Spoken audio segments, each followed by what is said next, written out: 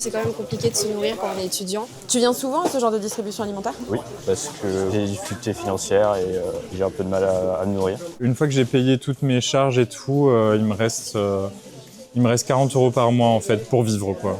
Nourriture comprise? Nourriture comprise. Donc ce genre de distribution, ça t'aide grandement, j'imagine. Ah oui, vraiment. Genre hier, j'ai fait une distribution alimentaire, j'ai pu avoir un chou-fleur, j'ai pu avoir du poulet, genre de la viande par exemple, je peux jamais en manger.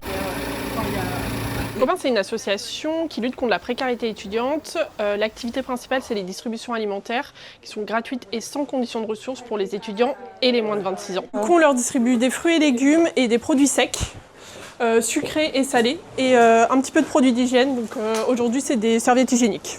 Et là, vous attendez combien d'étudiants ce soir? 200. Ah oui, quand même. Vas-y, je les prends si tu veux. Merci.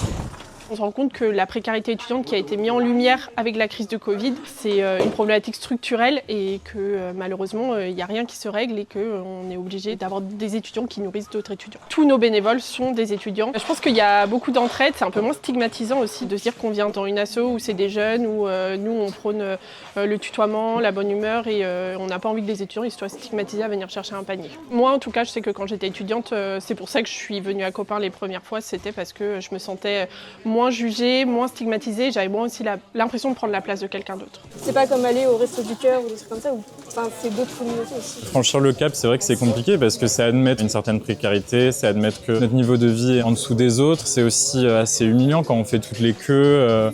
Enfin, ça peut durer très longtemps. Aujourd'hui, c'était rapide, mais je me souviens qu'il y avait des semaines où on a attendu presque 1 heure dans le froid. Donc ouais, c'est pas simple quoi. C'est bon, tu peux y aller. Ils ont vraiment des créneaux pour se présenter avec des horaires précis, c'est ça? Oui, c'est des créneaux de 5 minutes et on essaie vraiment de les faire respecter les créneaux, sinon ça faisait des trop longues queues dehors. Les compotes, c'est 1 par personne. Ok, ça marche. Un étudiant sur 2 a déjà sauté un repas par faute de moyens et également un étudiant sur 2 a moins de 100 € de reste à vivre par personne et donc en fait les étudiants sont dans une privation alimentaire. En parallèle de tes études, t'arrives à bosser ou pas trop? Je pense que ça joue aussi sur mes notes si je travaille, donc c'est assez compliqué. Je suis équipé polyvalent au McDo. Et tu gagnes combien par mois? À peu près 600 €. Ouais, mais avec le logement, c'est compliqué. Sur le logement, tu le payes combien par exemple? 450 du coup, c'est chaud. Ah oui, donc t'as quasiment plus rien à la fin du mois quoi. Ouais, juste un peu ça va. Certains mois, je peux faire plus. Et là, c'est mieux avec les heures sup et tout. C'est un peu la galère quand même. Ouais, c'est surtout en fin de mois. Au mois de décembre, j'étais en négatif et là, ça m'a fait un peu peur. Du coup, j'ai pris sur mes économies, mais je me dis que ça veut pas durer et que de base, mes économies, ça sert pas à ça. Il y a beaucoup d'étudiants étrangers en fait finalement. C'est la majorité de nos bénéficiaires. Je viens de la Colombie. Alors la monnaie là-bas par rapport à l'euro, c'est faible. Alors c'est trop cher pour moi normalement de me payer les aliments, le logement et tout ça. Alors ça m'aide vraiment beaucoup. Comment est-ce que tu ferais si t'avais pas ce genre de distribution? Je demanderais plus d'argent à mes parents, mais ça serait difficile. 2 personnes, s'il vous plaît. Et les denrées alimentaires que vous distribuez ce soir, elles proviennent d'où? Alors elles proviennent en partie de la banque alimentaire, mais ça ne nous suffit plus. Donc en fait on est obligé de faire des commandes chez des grossistes. Et les fruits et légumes, c'est chez des producteurs bio. Sur une distribution comme celle de ce soir, vous êtes à combien en termes de coûts? Entre les fruits et légumes et les denrées, on est en moyenne sur 2 000 €. Et ça, c'est toutes les semaines? Toutes les semaines. Ah ouais, je reprends. Merci beaucoup. Je pense que l'asso, elle donne quand même envie de venir, quoi, de pas s'isoler en tout cas. Copain travaille beaucoup aussi sur la précarité culturelle et sportive et les activités qu'on va faire à côté.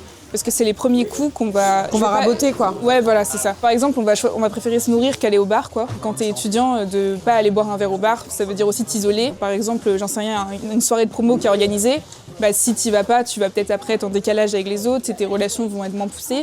Donc du coup, tu vas y aller, ça va potentiellement aussi te mettre après dans une situation de précarité, parce que c'est pas une dépense en quelque sorte que tu aurais dû faire.